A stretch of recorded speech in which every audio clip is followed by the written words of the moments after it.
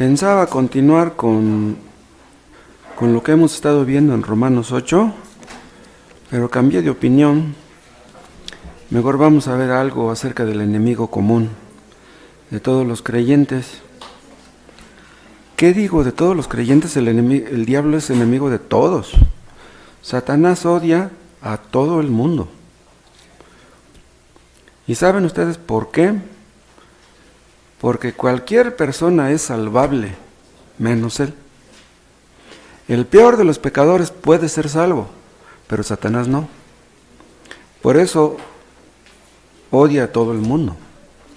Quiere destruir a todo el mundo. Odia a Dios y odia a todo lo que Dios ha hecho. A la obra de Dios, al reino de Dios, a la iglesia de Dios. Vamos a ver muchos versículos. Quise que Moy leyera este párrafo de Job 1, pero vamos a ver diferentes textos que hablan acerca de la actividad diabólica. Satanás es una criatura de Dios, al igual que todos los ángeles. Hay ángeles buenos, hay ángeles malos, hay ángeles que son escogidos, dice el apóstol Pablo, no me acuerdo en qué parte lo menciona. Si hay ángeles escogidos, quiere decir que hubo ángeles que no fueron escogidos. Dice el versículo 6, un día vinieron a presentarse delante de Jehová los hijos de Dios, y ahí se refiere a los ángeles, entre los cuales vino también Satanás. O sea que no solamente los ángeles buenos estaban ahí, sino también los ángeles malos, los ángeles caídos. Recuerden ustedes que los ángeles buenos fueron creados para servir a Dios y para servir a los creyentes, a los que habrían de ser herederos de la salvación, como dice el capítulo 1 de Hebreos. Los ángeles sirven a los escogidos. Hay un montón de versículos donde podemos comprobar eso. Los ángeles son poderosos, son superiores en todos sentidos a los seres humanos, pero fueron creados para servir a los hombres, a seres inferiores a ellos. Pero quise mostrarles un texto en Segunda de Reyes, segundo libro de Reyes, en el capítulo 6, para que vean ustedes esto.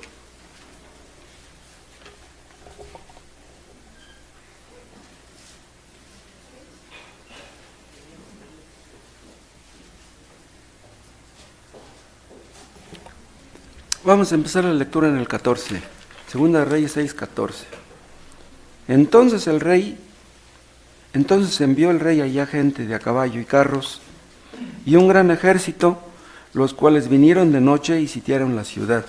¿Saben ustedes con qué intención fueron todos este ejército y estos carros y estos caballos y sitiaron la ciudad? Para atrapar al profeta Eliseo. O sea, toda una maquinaria, nada más para agarrar un solo hombre, a Eliseo. Y se levantó de mañana y salió el que servía al varón de Dios, a Eliseo. Y aquí el ejército que tenía sitiada la ciudad, con gente de a caballo y carros. Entonces su criado le dijo, señor mío, ¿qué haremos?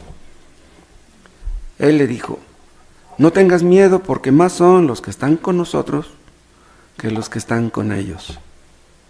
Y oró Eliseo y dijo, te ruego, oh Jehová, que abra sus ojos, o sea, los ojos de su criado, para que vea. Entonces Jehová abrió los ojos del criado y miró, y aquí que el monte estaba lleno de gente de a caballo y de carros de fuego, ven como dice ahora, alrededor de Eliseo. Estos ángeles, acá dice que el ejército estaba rodeando la ciudad, sitiando la ciudad. El sitio tenía el propósito de rodear la ciudad para que nadie escapara, pero el propósito era que Eliseo no escapara. Pero acá al final del versículo 17 dice, El monte estaba lleno de gente de a caballo y de carros de fuego alrededor de Eliseo, no alrededor de la ciudad. Todos estos estaban protegiendo a Eliseo. Ángeles, montones de ángeles ahí, que estaban protegiendo a Eliseo. Es increíble esto. Cómo Dios movió todo esto para proteger a un solo hombre. Porque Eliseo era el que tenía la obra de Dios en sus manos en ese momento. Entonces Dios se encargaba de proteger a Eliseo. ¿Era posible que lo mataran estas personas si Dios estaba protegiéndolo? Y así pasa con todos los creyentes. No se olviden ustedes que somos inmortales hasta que Dios diga. No debemos tener miedo. Si Dios quiere que muramos, Él morirá cuando Él diga. Antes no. Pueden muchos querer nuestra muerte, pueden perseguirnos con la intención de matarnos, pero no nos matarán a menos que Dios lo permita. Vuelvan a Job.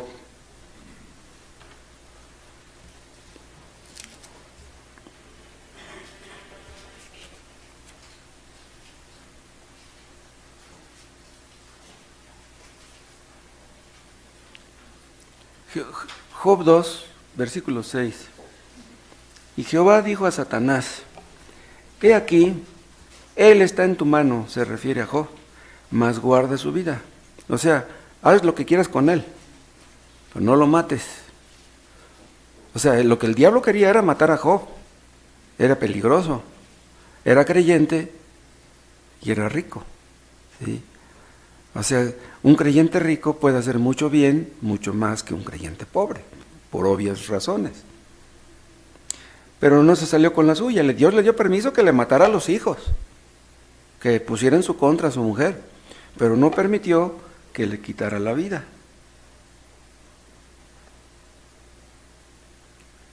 Y dice el 7, 2:7, entonces salió Satanás de la presencia de Jehová e hirió a Job con una sarna maligna desde la planta del pie hasta la coronilla de la cabeza.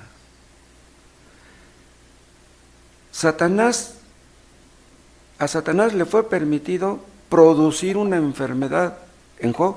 Vean ustedes qué clase de poder tendrá Satanás, o los demonios que están a su servicio. Pueden producir enfermedades.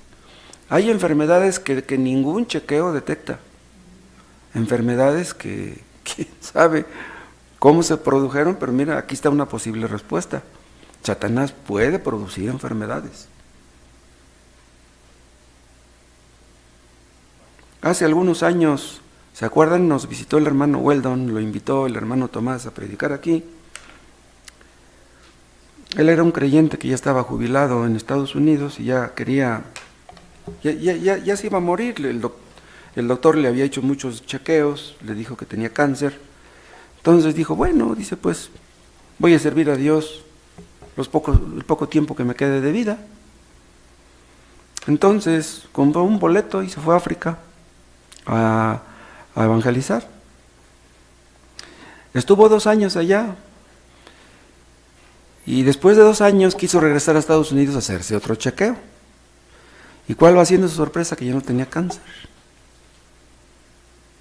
Si un ángel puede producir cáncer, ¿no puede otro ángel quitar el cáncer?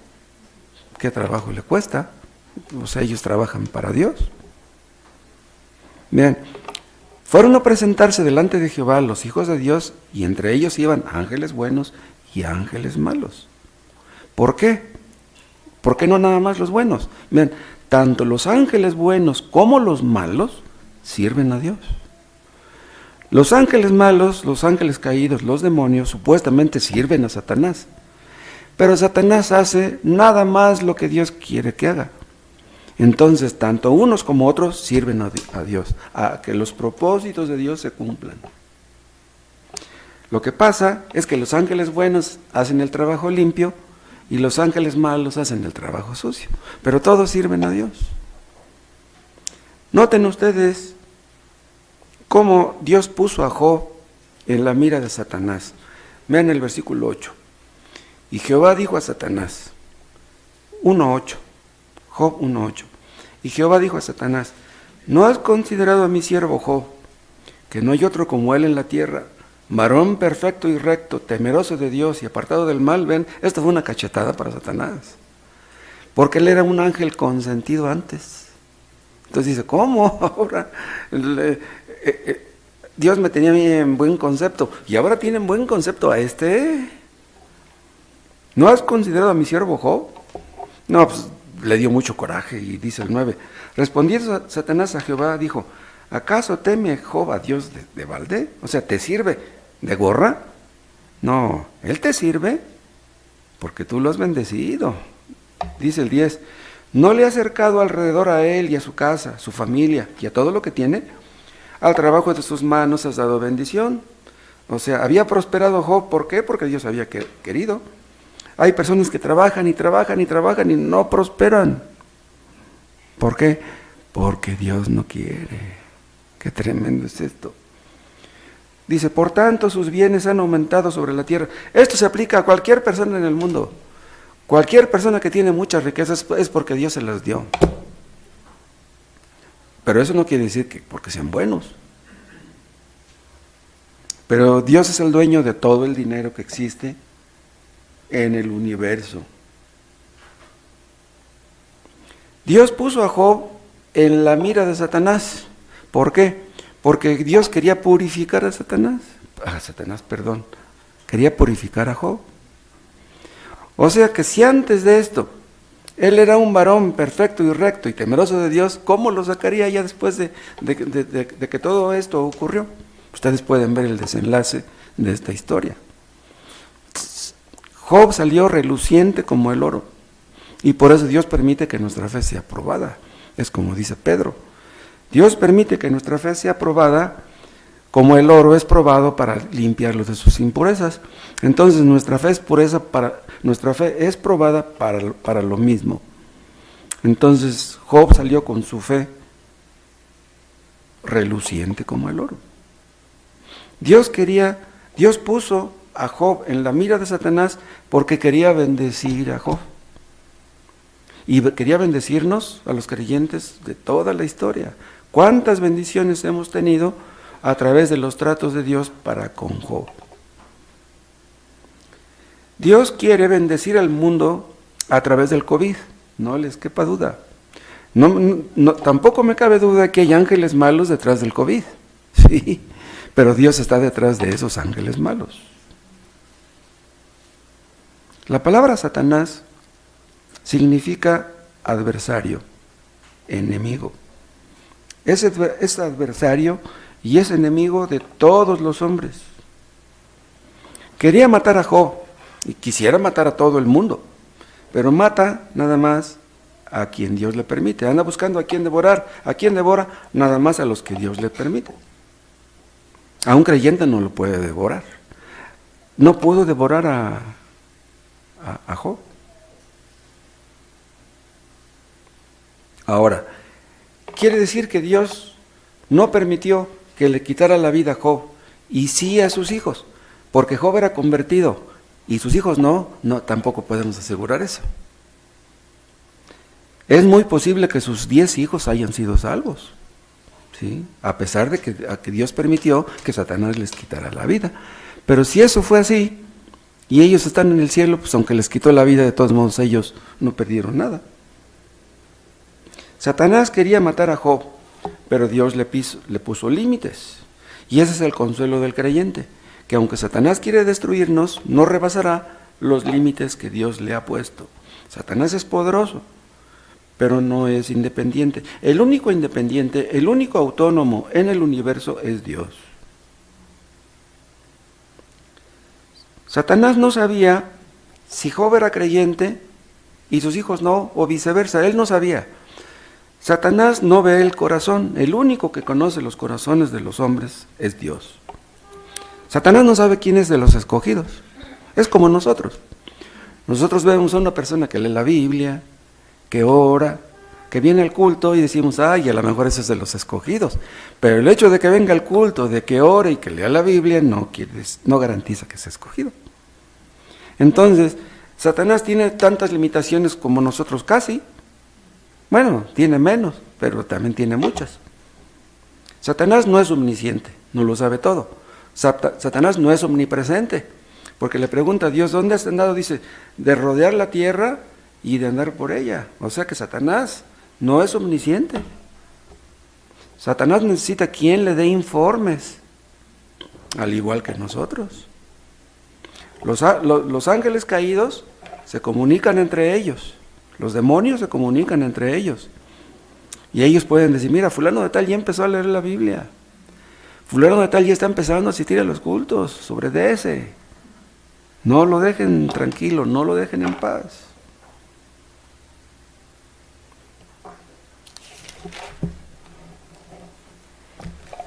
Job hacía sacrificios por cada uno de sus hijos, y es lo que nos dice en 1.5, ese versículo no lo leyó Moy. Vean cómo dice el 5. Acontecía que habiendo pasado en turno los días del convite, o sea, de las invitaciones que se hacían entre los hijos de Job, Job enviaba y los santificaba. Y se levantaba de mañana y ofrecía holocaustos conforme al número de todos ellos. O sea, un holocausto por cada uno de sus hijos.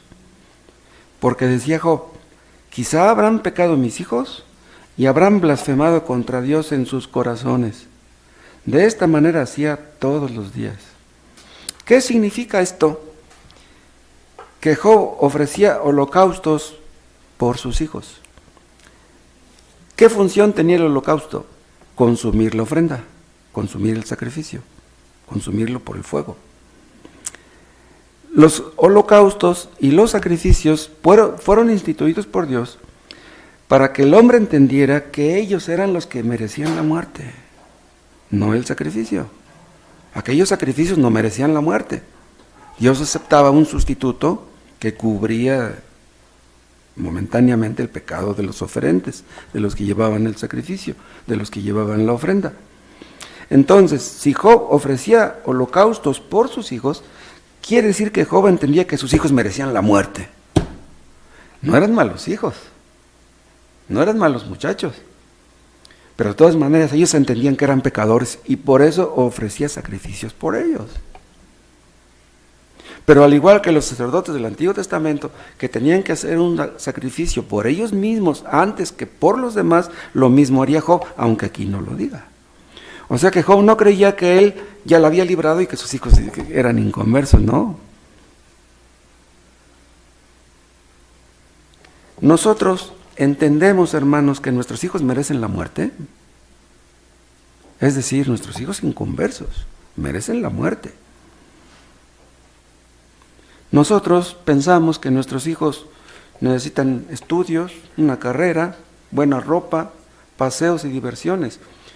Pero lo que nuestros hijos necesitan primordialmente es que se arrepientan de sus pecados y que sean salvos. ¿De qué sirve que tengan todo lo demás si no tienen lo más importante?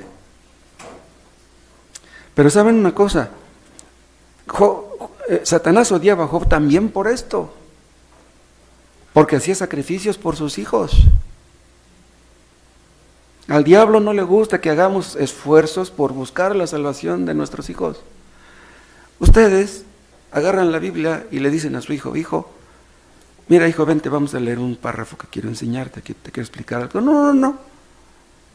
Inmediatamente el diablo les mete en la mente, te quiere dominar tu papá, te quiere controlar.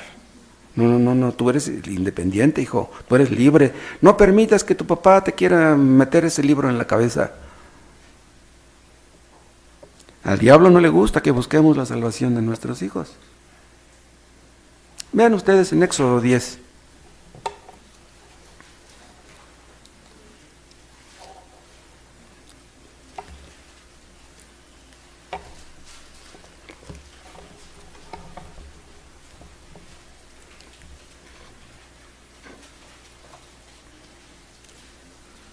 Éxodo 18.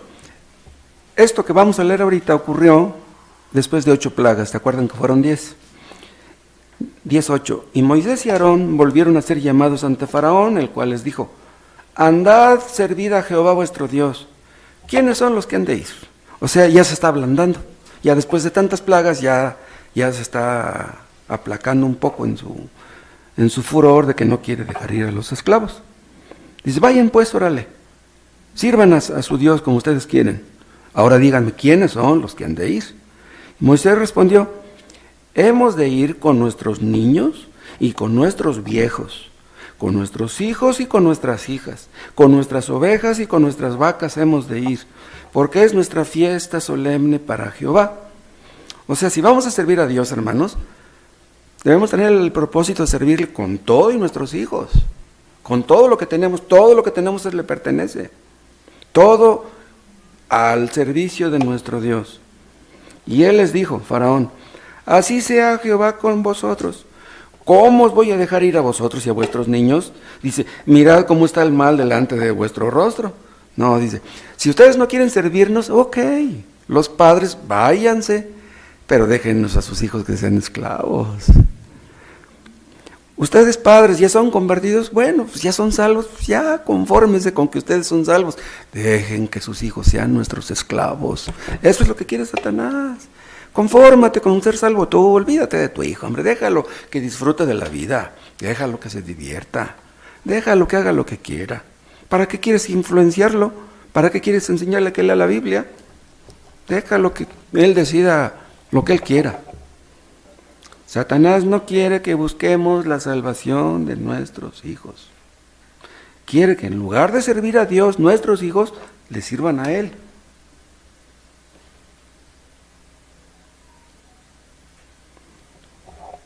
Job hacía sacrificios por sus hijos todos los días. Hermanos, todos los días debemos orar por nuestros hijos. Todos los días Satanás busca devorarlos. Si no puede devorarnos en nosotros, lo intenta con ellos. Satanás y sus demonios obraron en los sabeos. ¿Qué hicieron los sabeos? Le robaron sus bueyes, sus asnas y mataron a los criados. Es lo que dice, vuelvan a Job, en los versículos 13 al 15. Y un día aconteció que sus hijos e hijas comían y bebían vino en casa de su hermano el primogénito. Y vino un mensajero a Job y le dijo: estaban arando los bueyes y las asnas paciendo cerca de ellos, y acometieron los sabeos y los tomaron y mataron a los criados a filo de espada. Solamente escapé yo para darte la noticia. Vean, ¿cómo supo Satanás que estaban los hijos de Job y sus hijas comiendo en la casa del hijo el primogénito? Vean cómo se fija Satanás en detalles de este tipo. Y fue en ese momento cuando ocurrió esto precisamente. Entonces, vean, Satanás influyó en los sabeos. O sea, como diciendo: miren, hay un tipo que vive en tal parte, que tiene mucho dinero. ¿Por qué no van y...? O sea, ¿qué trabajo le cuesta a Satanás obrar en la mente de un asaltante para que te asalte? ¿Entienden?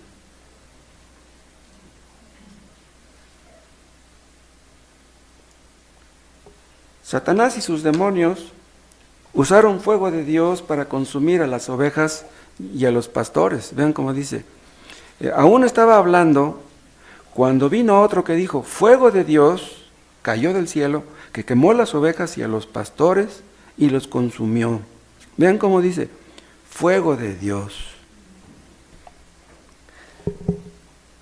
¿Quién usó este fuego de Dios? Fueron los demonios. Vean cómo Dios permite que use el fuego para sus propósitos. El fuego, al igual que todos los elementos, pues le pertenece a Dios. Pero Dios pudo permitir que estos demonios usaran el fuego de Dios para consumir a las ovejas y a los pastores también. Satanás no es dueño de nada. Entonces para todo lo que hace, usa los elementos que Dios le proporciona. Acuérdense ustedes que ángeles malos, ángeles buenos usaron fuego de Dios para que cayera sobre Sodoma y sobre Gomorra. Pero también acuérdense que Dios mandó a los ángeles que sacaran a Lot de ahí Dios no permitió que Lot perdiera la vida.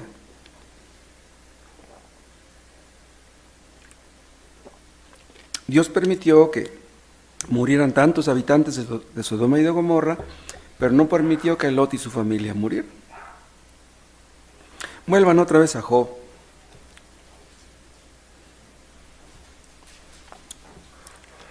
Y vean el versículo 7. 1:7. Y dijo Jehová a Satanás: ¿de dónde vienes?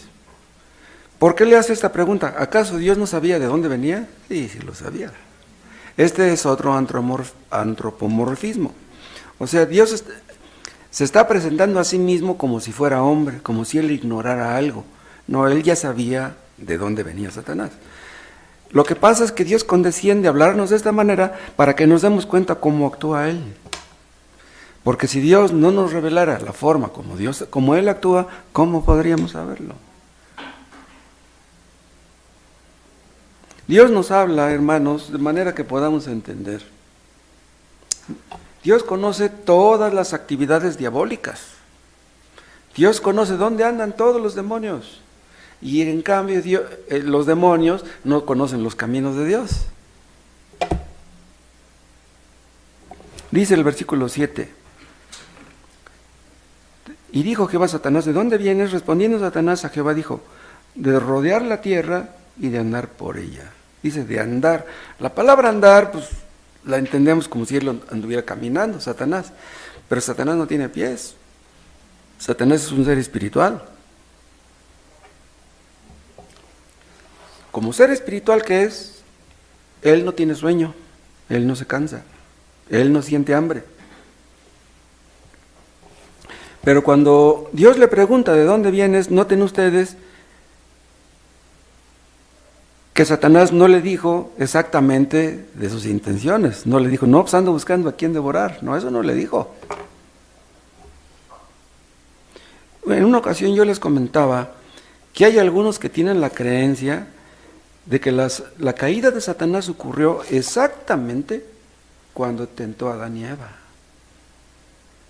O sea que antes de ese momento Satanás no había caído. O sea que a Satanás le dio coraje que Dios haya creado a Adán y Eva y que pudiera verlos como una amenaza. ¿Cómo es posible que Dios va a mandar a los ángeles a que cuiden ¿cómo? Yo tener que rebajarme a servir a a cuidar a a apoyar a no. Entonces le dio mucho coraje y ahí se rebeló Satanás a partir de ese momento. Pero quién sabe, esa es una teoría.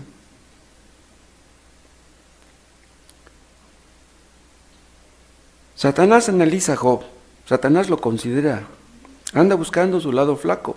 Satanás sabía que Job amaba a sus hijos, que amaba a sus animales. Ustedes pueden verlo en los siguientes capítulos. Pues qué padre habrá que no ame a sus hijos y sus posesiones. Satanás siempre anda buscando destruir a todos los que se acercan a Dios. Créanme, los demonios frecuentan más las iglesias que las cantinas, que los antros, que los salones de fiestas.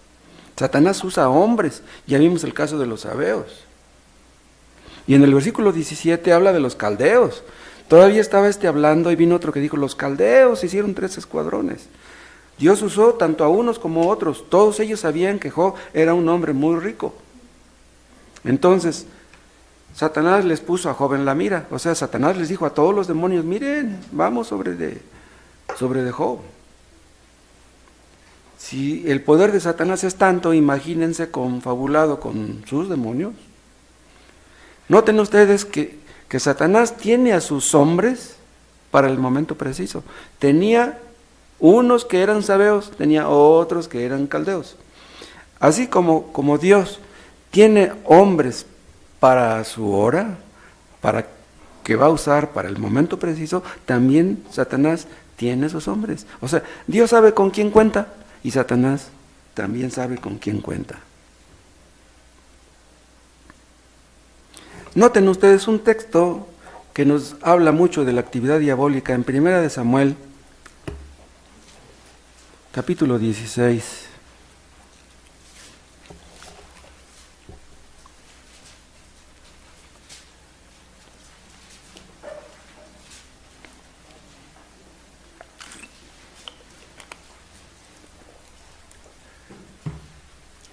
Primera de Samuel 16:13. Y Samuel tomó el cuerno del aceite y lo ungió en medio de sus hermanos. Aquí habla del ungimiento de David para ser rey. Y desde aquel día en adelante, el Espíritu de Jehová vino sobre David. Se levantó luego Samuel y se volvió a Ramá, donde vivía. El Espíritu de Jehová se apartó de Saúl. Vean lo que dice aquí. El Espíritu de Jehová se apartó de Saúl y le atormentaba un espíritu malo de parte de Jehová. ¿Quién le mandó el espíritu malo? No fue Satanás. Quien le mandó el espíritu malo a Saúl fue Dios mismo. ¿Entienden ustedes por qué no debemos intentar echar fuera demonios? ¿Sí? Esos que dicen que debemos orar por ellos para que sean librados de que el demonio del alcoholismo, que el demonio de la lujuria, que el demonio de quién sabe qué. ¿Cómo vamos a orar porque que Dios quite el demonio de fulano si Dios mismo se lo mandó? Explíquenme ustedes eso.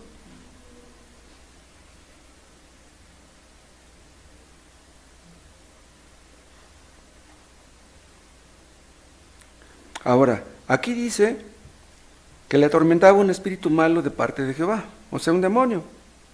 Y vean lo que dice el 15.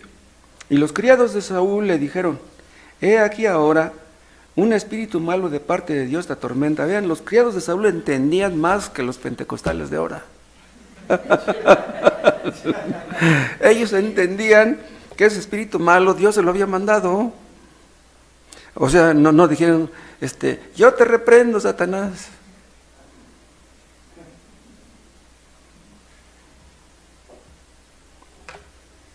Los ángeles malos, los demonios, sirven a Satanás, pero Dios está detrás de ellos. Y vuelvan a Job, así como Dios permitió que Satanás usara a los sabeos y a los caldeos, permitió que usara el gran viento que se menciona en el versículo 19. Job 1:19. Y un gran viento vino del lado del desierto y azotó las 4 esquinas de la casa, la cual cayó sobre los jóvenes, todos los hijos de Job, y murieron.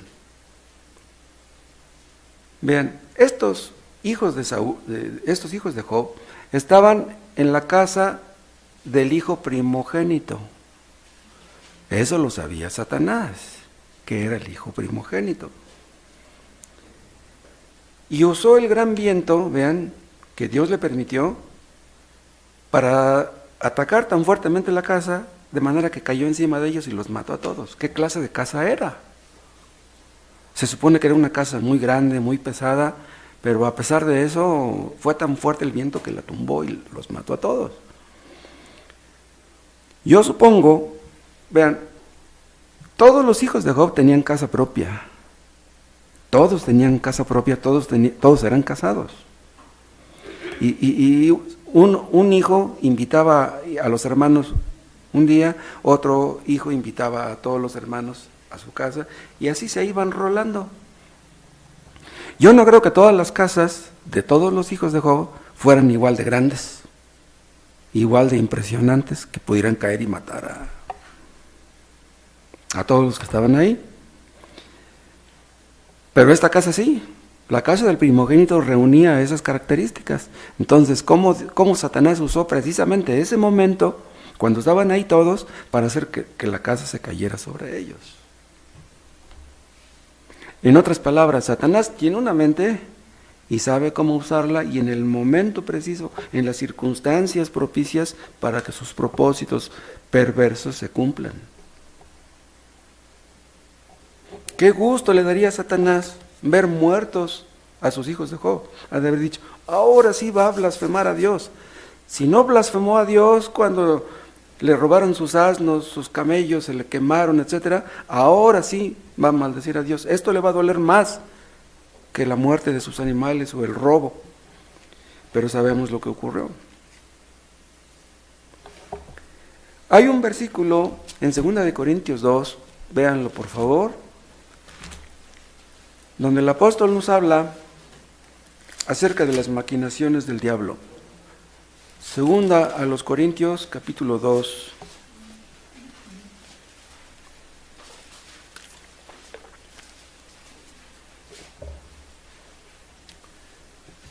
Vean el 10. Segunda de Corintios 2:10. Y al que vosotros perdonáis, yo también, les dice Pablo, porque también yo lo he perdonado. Si algo he perdonado, por vosotros lo he hecho en presencia de Cristo, para que Satanás no gane ventaja alguna sobre nosotros, pues no ignoramos sus maquinaciones. ¿En qué contexto está hablando Pablo aquí? En el contexto del incestuoso que había quedado fuera de la membresía de la iglesia por su pecado. Pero eso del incestuoso ocurrió en la primera epístola, y aquí estamos leyendo en la segunda. Ya había pasado un buen tiempecito desde la primera hasta la segunda. Entonces, si ya ellos estaban viendo que el incestuoso se había arrepentido y había dejado su pecado, entonces ya tendrían que haberlo readmitido a la membresía. Y dice, y si ustedes no lo perdonan, a ese dice, lo que va a suceder es que Satanás va a ganar ventaja sobre ustedes. Vean lo que dice otra vez el 11. Para que Satanás no gane ventaja alguna sobre nosotros, pues no ignoramos sus maquinaciones. Vean, la palabra maquinaciones habla de algo planeado. O sea, Satanás está planeando la forma de afectarla a las iglesias. Y dice, ¿y cómo le haré? Es algo premeditado, es algo que toma consejo de otros. Hagan de cuenta que Satanás se reúne con los demonios y dice, ¿cómo le haremos para destruir X iglesia? Y una forma de destruir una iglesia es haciéndonos actuar como fariseos. ¿Pero por qué como fariseos? Si nos negamos a perdonar a un hermano que cayó en pecado, estamos actuando como fariseos. Si somos tan estrictos con los pecados ajenos, hermanos, ¿cuántos pecados hemos cometido nosotros? No nos queda la soberbia para decir, es que ese pecado que cometió ese hermano, yo nunca lo hubiera cometido. Yo no voy a perdonar ese pecado que cometió ese hermano. Eso es actuar como fariseos. Y eso entra dentro de las maquinaciones del diablo. Todos los que son rencorosos deberían analizarse si no están haciéndole caso a Satanás. Satanás no quiere que perdones. Satanás quiere que seas rencoroso. ¿Crees tú que Dios te perdonó? Y tú te niegas a perdonar. Si tú crees realmente que ya Dios te perdonó, no puedes tú perdonar a los que te ofenden.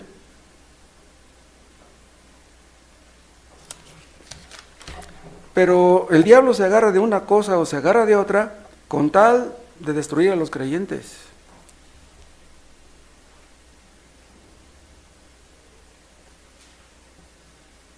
Es más, la Biblia nos habla de maquinaciones en contra de países enteros. Vean ustedes en el libro de Daniel, en el capítulo 10.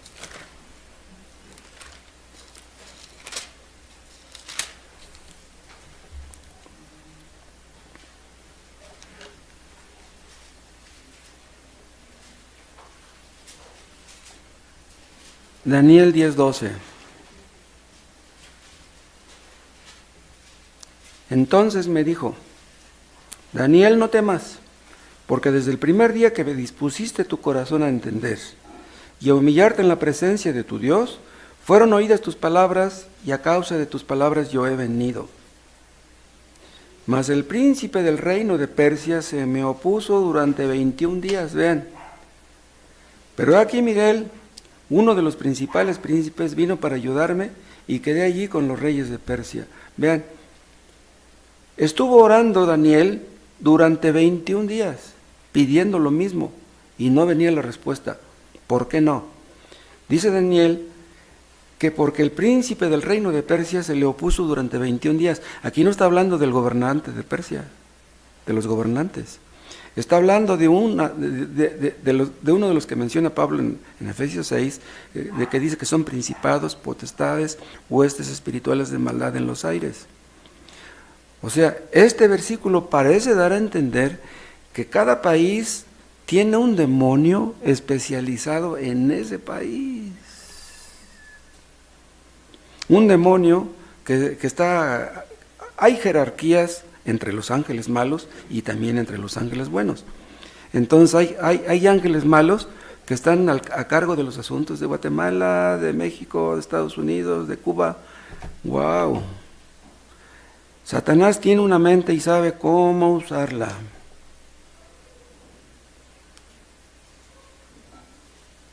Imagínense ustedes un grupo de demonios confabulados uniéndose en cónclave, vamos a decirlo así, haciendo planes. ¿Cómo le harán para destruir a México? ¿Cómo le harán para destruir a la Iglesia Bautista de la Gracia? ¿Cómo le harán para destruir a la familia del hermano fulano? Guerra contra ese creyente, contra su esposa, contra sus hijos. Vamos contra ellos. Vean Mateo capítulo 13.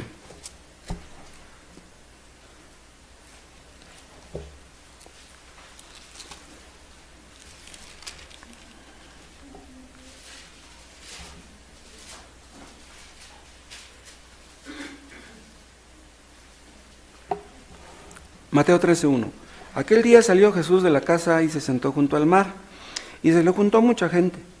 Y entrando él en la barca se sentó, Jesús, y toda la gente estaba en la playa, y les habló muchas cosas por parábolas diciendo: he aquí el sembrador salió a sembrar. Mientras sembraba, este sembrador es todo aquel predicador, todo aquel que predica el evangelio, ¿no? Y mientras sembraba, parte de la semilla cayó junto al camino, y vinieron las aves y las comieron. Ahora, cuando Cristo interpreta esta parábola, acuérdense ustedes que es la única que la interpreta. Vean ustedes lo que dice en 13:19. Cuando alguno oye la palabra del reino y no la entiende, viene el malo, viene el Satanás, viene el demonio, dice, y arrebata lo que fue sembrado en su corazón. Este es el que fue sembrado junto al camino. Vean, una persona está escuchando la predicación y lo que escucha no entiende nada. ¿Por qué no entiende nada? Porque el enemigo vino y arrebató de su corazón lo que escuchó. Es posible que una persona venga y escuche y en la tarde, en la noche, mañana ya no se acuerde de nada. Y pudiera ser que no es por mala memoria, sino simplemente porque Satanás quitó la palabra del corazón de esas personas. Vean Marcos en el capítulo 4.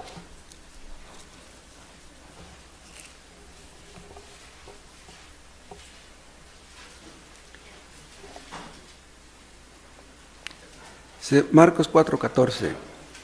El sembrador es el que siembra la palabra, el que predica, el que evangeliza. Y estos son los de junto al camino, en quienes se siembra la palabra. Pero después que la oyen, enseguida viene Satanás y quita la palabra que se sembró en sus corazones.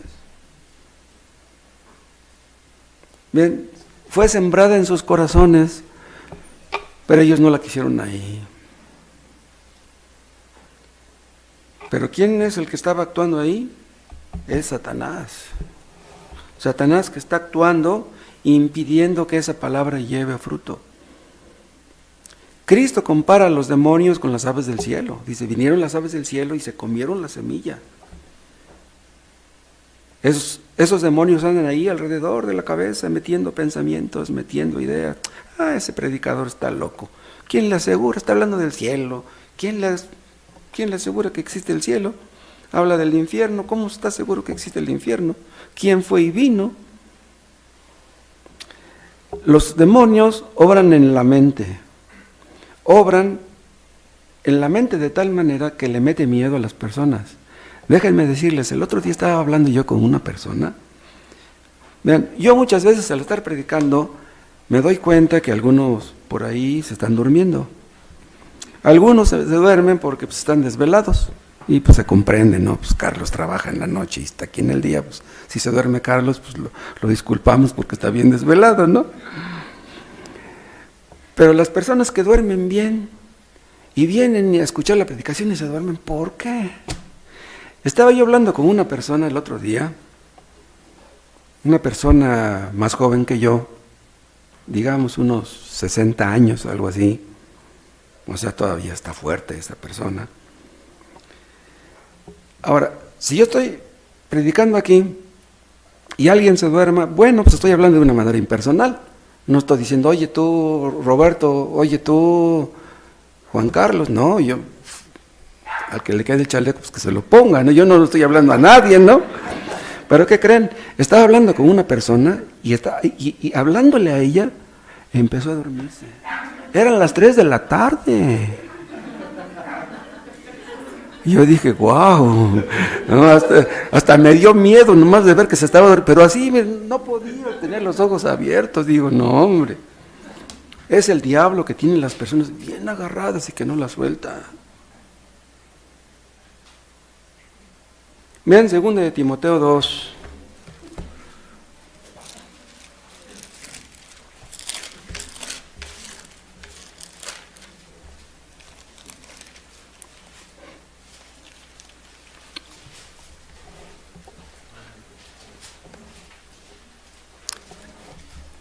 Segunda de Timoteo 2, 24. Porque el siervo del Señor, esto se puede aplicar tanto al pastor como a un creyente fiel, no debe ser contencioso, sino amable para con todos, apto para enseñar, sufrido. Y dice el 25, que con mansedumbre corrija a los que se oponen, por si quizá Dios les conceda que se arrepientan para conocer la verdad y escapen del lazo del diablo en que están cautivos a voluntad de él. ¿A voluntad de quién? A voluntad del diablo. El diablo tiene a las personas así y no lo suelta. Es como si le dijera a Dios, este no me lo quitas, este es mío. Esas personas que le entraron a la ouija, que fueron con los brujos, que le hicieron un amarre, esas personas que se metieron a que les hicieran una limpia, a los que andaban con la Santa Muerte, esas personas los tiene el diablo bien agarrados y no los suelta. Pero aquí dice que pueden escapar. O sea que oramos por esas personas y les hablamos y les tenemos paciencia. Dios puede salvar a una personas que son así. Pero vean ustedes qué clase de poder tiene el diablo, que tiene aquí una persona y no la suelta. Cuando es predicada la palabra de Dios, ahí están los demonios tratando de arrancar la palabra sembrada en las personas. Pero no solamente los ángeles malos, buenos están los ángeles malos también. Vean 1 Corintios, capítulo 11.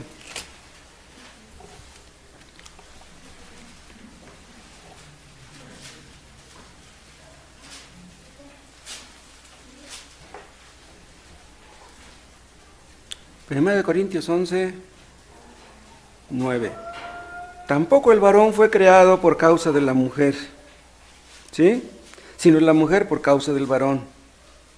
O sea que la mujer existe para servir al hombre, ¿sí? Dios no creó al hombre para servir a la mujer, para ayudarle, no. Creó a la mujer para ayudarle al hombre. Dice, por lo cual, o sea, por el hecho de que la mujer fue creada para el hombre, dice, por lo cual la mujer debe tener señal de autoridad sobre su cabeza por causa de los ángeles. En el contexto habla del velo, ¿sí? O sea, en las iglesias primitivas, todas las mujeres cristianas tenían que usar velo. ¿Pero qué simbolizaba el velo? Simbolizaba la sumisión de la mujer para con el marido. Pero vean una cosa, lo simbolizaba. En otras palabras, el hecho de que una mujer pentecostés, porque hay iglesias pentecostales que todavía usan velo, eso no quiere decir que esas mujeres están sometidas a su marido. Simboliza la sumisión, no la garantiza. Dice el 10, por lo cual la mujer debe tener señal de autoridad sobre su cabeza por causa de los ángeles. ¿Pero por qué dice por causa de los ángeles? Hay un gran debate acerca de esta frase. Hay algunos que dicen que aquí se refiere a los ángeles buenos y hay otros que dicen que se refiere a los ángeles malos. A algunos de los dos se debe de referirse, ¿no? La mujer debe tener señal de autoridad sobre su cabeza por causa de los ángeles. Supongamos que se refiere a los ángeles buenos. ¿Por qué la mujer debe tener señal de autoridad sobre su cabeza por causa de los ángeles? Porque los ángeles se someten a su cabeza.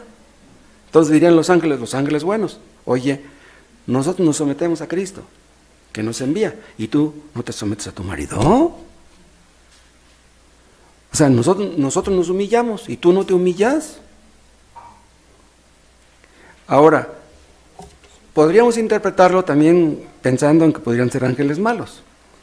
La mujer debe tener señal de autoridad sobre su cabeza por causa de los ángeles malos. ¿Por qué? Por causa de los ángeles malos. Porque ¿qué es lo que los ángeles malos quieren? Que las mujeres no se sometan a su marido. Yo hablaba de la sumisión de la mujer el miércoles pasado. Satanás odia que las mujeres se sometan a sus maridos. Bueno, odia la sumisión en todos porque él no se somete. A Satanás se le conoce también como el rey de los soberbios. ¿Quién está detrás de la soberbia? Satanás. Satanás no quiere humillarse delante de nadie. No te humilles. ¿Por qué te vas a someter a tu marido? ¿A poco tu marido es más que tú?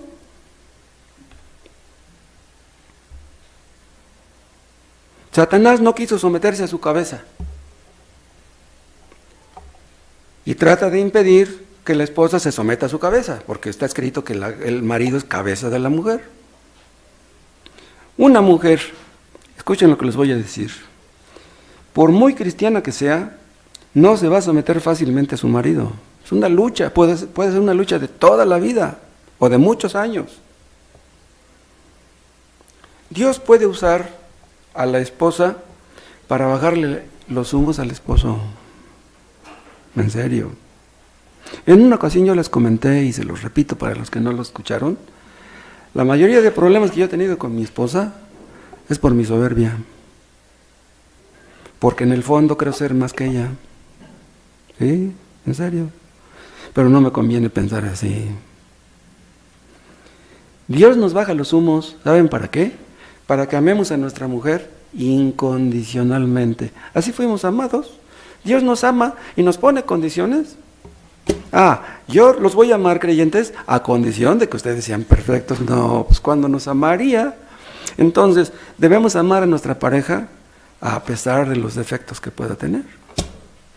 Y debemos tenerle paciencia y estar orando por ella. Y aquí me dirijo tanto a hombres como a mujeres. Dios nos baja los humos. Dios nos desinfla el ego. Satanás se opone a que adoremos a Dios, a que sirvamos a Dios. Vean Mateo 4.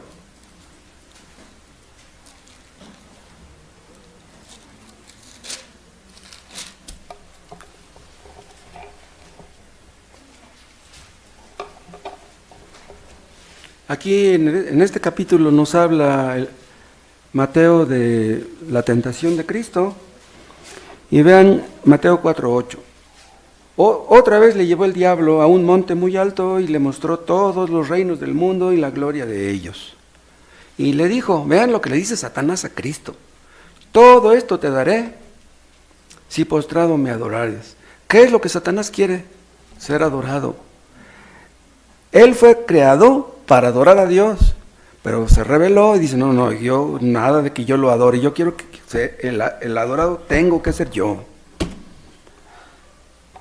Hermanos, nosotros debemos querer que nuestras esposas adoren a Dios. Él es Dios. ¿Queremos que se humillen ante nosotros? Nosotros no somos Dios. Satanás no quiere que adoremos a Dios. Imagínense, si se atrevió a tentar a Cristo, ¿qué clase de poder tiene? Si se atrevió a tentarlo él, no, hombre, que no hará con nosotros. Satanás promete cosas a los hombres. Todo esto te daré si postrado me adorares. Si no te humillas, mira, vas a salir ganando. Los que se humillan salen perdiendo.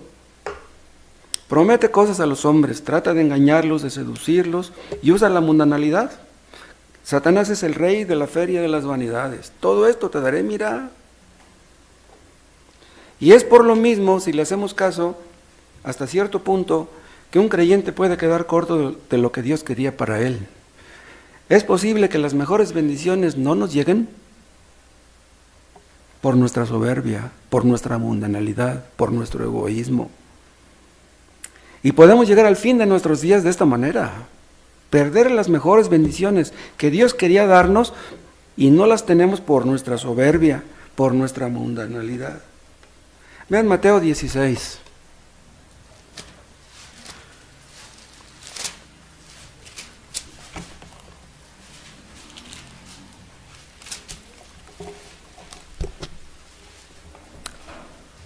Mateo 16, 21. Desde entonces comenzó Jesús a declarar a sus discípulos que le era necesario ir a Jerusalén y padecer mucho de los ancianos, de los principales sacerdotes y de los escribas, y ser muerto y resucitar al tercer día. Entonces Pedro, tomándolo aparte, comenzó a reconvenirle. Vean, esta palabra reconvenirle es casi idéntica a regañarle, diciendo: Señor, ten compasión de ti. ¿Cómo que te van a matar? ¿Cómo que vas a sufrir? Dice: en ninguna manera esto te acontezca. Pero él, volviéndose, dijo a Pedro: quítate de delante de mí, Satanás. ¿Por qué le dijo esto? Qué palabras tan tremendas. Pedro le dijo esto porque lo amaba. No, Señor, pues yo te quiero. ¿Cómo vas a permitir que te maltraten estos infames judíos? Pero Cristo sabía que tenía que morir, que tenía que sufrir a manos de aquellos. Entonces, cuando le dice: quítate de delante de mí, Satanás, no le está hablando a Pedro. No le está diciendo Satanás a Pedro. Le está diciendo al que está detrás de Pedro. Era Satanás el que estaba detrás de Pedro diciéndole: no, es que no lo mereces. Imagínense, por ejemplo, que un hermano, imagínense que Gerardo de repente cae en una mala racha y no tiene dinero y ni para la gasolina y etcétera. Y el diablo le dice: oye, Gerardo, te ponen a predicar, haces esto y haces aquello, mira, no tienes ni para comer. No. Si eres un hijo de Dios, mírate cómo estás, ¿por qué estás así?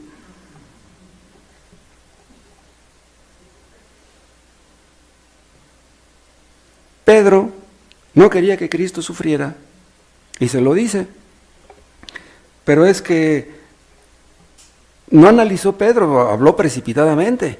O sea, él mismo sabía que podía morir, no solamente su Señor, él mismo podían agarrarlo y también pudieron haberlo crucificado. Satanás apelaba al amor propio que Cristo tenía por sí mismo. O sea, todos nos amamos a nosotros mismos. Entonces, Satanás apela a nuestro amor propio cuando nos va mal, cuando estamos en problemas. Si no nos esforzamos, si nos negamos a sufrir por Cristo, si no estamos dispuestos a pagar el precio, Satanás puede estar detrás del asunto. Vean otro caso en 2 Corintios, el caso de Pablo.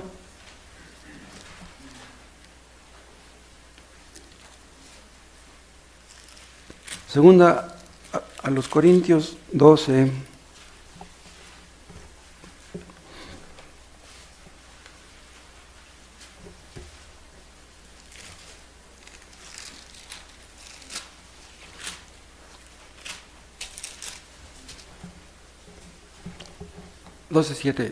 Y para que la grandeza de las revelaciones no me exaltase desmedidamente, o sea, porque a Pablo le fueron reveladas grandes cosas, dice: para que no me exaltase, para que no me llenase de soberbia, me fue dado un aguijón en mi carne, un mensajero de Satanás que me abofetee, para que no me enaltezca sobremanera. Vean, un mensajero de Satanás. O sea que aquel aguijón que él tenía era un mensaje de parte de Satanás.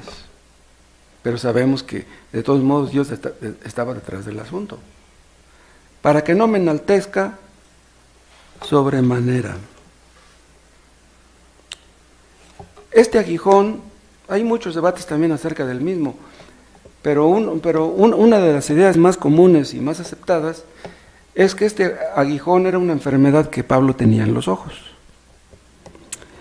Y que él se sentía mal porque él podía sanar a otros enfermos, pero no podía sanarse su enfermedad en sus ojos. Y él pudo haber pensado: ¿cómo es posible si yo soy un apóstol de Cristo? ¿Cómo es que puedo yo sanar enfermedades de otros si yo no puedo sanar mi enfermedad en mis ojos?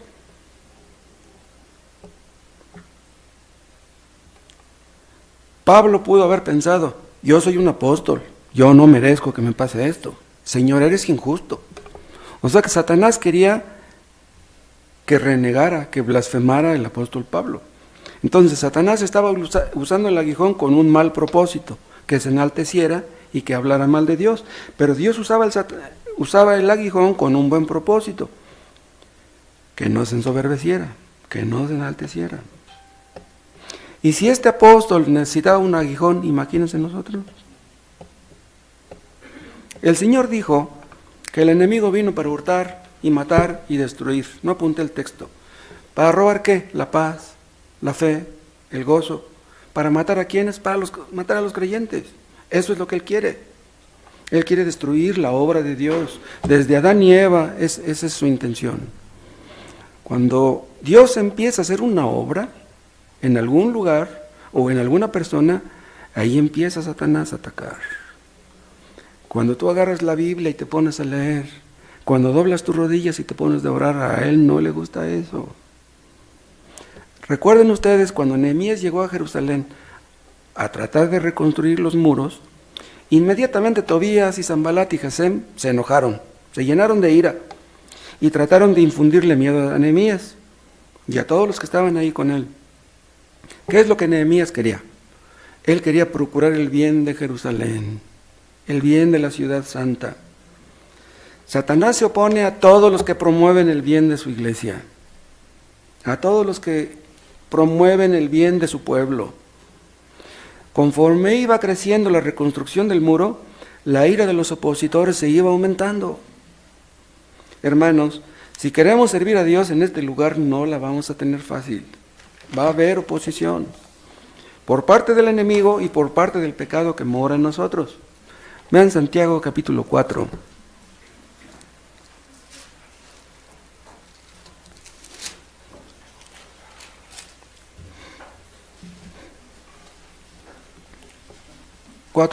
Santiago 4:1. ¿De dónde vienen las guerras y los pleitos entre vosotros? No olviden que habla a creyentes.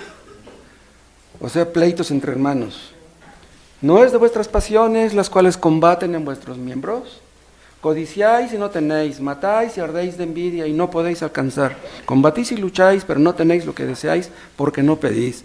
Entre nosotros puede Satanás meterse debido a nuestras concupiscencias, deseos insatisfechos, que queremos cosas y no las podemos tener. Queremos comprar cosas y no las podemos obtener. Y por eso pensamos mal de otros y por eso envidiamos, cosas así.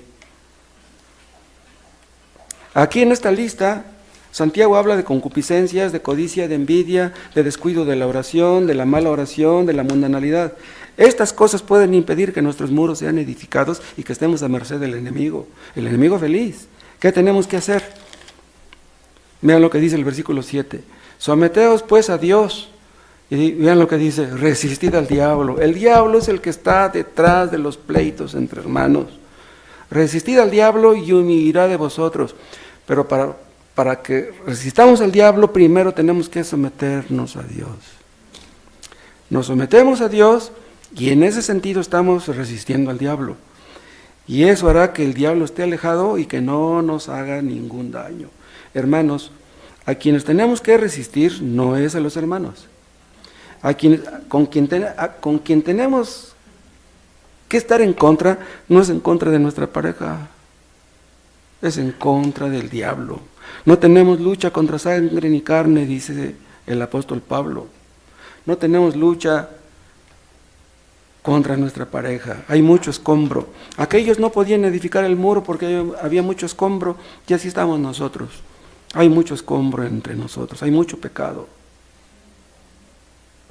Aquí habla de codicia, de envidia, de mundanalidad, pero Satanás sabe cuál es nuestra debilidad.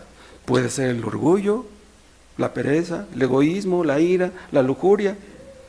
Hay hermanos que son débiles ante la tentación, ¿saben cuándo? Cuando están afligidos, angustiados, necesitados, enfermos. Y Satanás los va a atacar en ese momento. Hay otros que son débiles, ¿saben ustedes cuándo? Cuando tienen dinero. Entonces los va a atacar. Hay otros que son débiles cuando son criticados, ofendidos, calumniados, y ahí va a estar Satanás encima de ellos. Acuérdense que Job soportó grandes cosas, grandes pérdidas, pero no pudo soportar que sus amigos le dijeran hipócrita, que lo criticaran. No puedo soportar la crítica. Si tenemos una mente muy sensible, una conciencia muy sensible, nos va a tentar a ser muy escrupulosos, muy quisquillosos, muy exigentes con los demás. Y si tenemos una conciencia muy liberal, Satanás nos va a conducir a acercarnos al peligro, a coquetear con el peligro.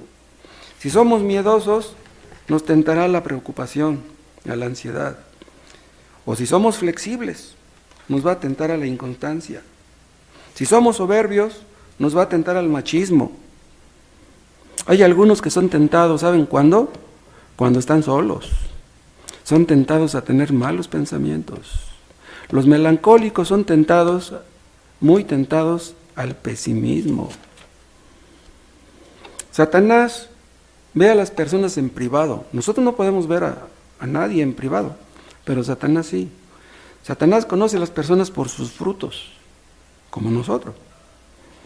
Es tan grande el poder de Satanás que engañaría, si fuera posible, a los escogidos, si Dios lo permitiera. Bendito sea Dios que no lo va a permitir. Lo menos que intenta Satanás es afligirnos, inutilizarnos, que no seamos útiles a nuestros enemigos, a los inconversos más bien. Si Satanás nos hace caer en un pecado escandaloso, sabe que después ya no seremos los mismos. Quien cae en un pecado notorio y escandaloso, después ya no puede ser el mismo. Quedará como un jarrón que lo pegas con cola loca. Pues sí, lo pegaste, pero ya no es el mismo. Como rodea la tierra, Satanás tiene mucha información y tiene mucha experiencia. Conoce a toda clase de gente. Observa todos nuestros estados de ánimo. Si nos ve responsables, trabajando, orando, contentos con Cristo, no nos va a hacer nada. Pero si estamos quejándonos, renegando, insatisfechos, murmurando, estamos en peligro. Satanás se fija hacia dónde se inclina nuestro corazón. Satanás sabía, ya les dije, que Job amaba a sus hijos y a sus posesiones, pues por ahí le atacó. Satanás sabe si amamos más al dinero que a Cristo. Sabe si somos infelices no teniendo dinero. Hay personas que con dinero son bien felices, pero sin dinero hasta quisieran suicidarse. Satanás conoce nuestros hábitos, nuestras tristezas. Hay trampas por todas partes. Hay trampas en la soledad. Hay trampas cuando estamos con otros. Hay trampas a toda hora. Un creyente sin dinero puede ser tentado a la murmuración. Si somos perezosos, Satanás lo sabe. Si no hacemos nada por Cristo, Satanás lo sabe. Y hará lo posible por tenernos así con el cubrebocas, porque nunca evangelicemos. ¿Quieren que les diga algo? Los que nunca hacen nada por Cristo están en peligro. ¿Qué dice Santiago? Acercaos a Dios y Él se acercará a vosotros, hermanos. Los invito una vez más. ¿Se han ustedes enfriado? ¿Se han ustedes alejado de Dios? Vuelvan a Él, acérquense a Él. Y en el grado en que ustedes se acerquen a Dios, sentirán que Él se acerca a ustedes. Acerquémonos a Dios, ¿pero cómo? Pues en oración. Y si Él está con nosotros, dice aquí mismo, el diablo huirá de nosotros. Y por si fuera poco, vean lo que dice en el 9. Afligíos y lamentad y llorad. Vuestra risa se convierte en lloro y vuestro gozo en tristeza. Humillaos delante del Señor y Él los exaltará. Hermanos, esto es lo que tenemos que hacer. Y que el enemigo haga lo que quiera. Si nosotros nos agarramos de nuestro Dios, el enemigo no puede hacernos daño. Que nuestra risa se convierta en lloro. Hermanos, tenemos muchas cosas por las cuales llorar.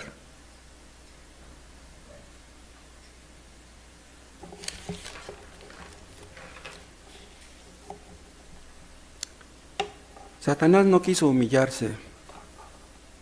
Y Él no quiere que nos humillemos. Pero vean cómo dice el 10. Humillaos delante del Señor y Él los exaltará. Cuando Él quiera, dice Pedro, y Él los exaltará cuando fuere tiempo.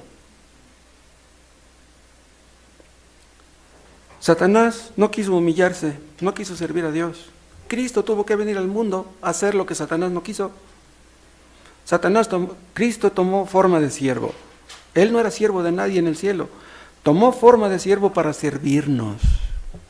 No vino para ser servido. Cristo vino a hacer lo que Satanás no quiso. La humillación es la ley del reino. Los que no se humillan, qué mal les va a ir. Cristo se humilló, nosotros no. Yo les hablaba del machismo. El machismo nos conduce a que nuestra pareja se humille delante de nosotros. ¿Tú quieres una pareja que se humille ante ti? ¿Quién eres tú para que tu pareja se humille ante ti? ¿Quieres ser tratada como una diosa? No lo eres. ¿Quieres tú ser tratado como un dios? Tú no lo eres.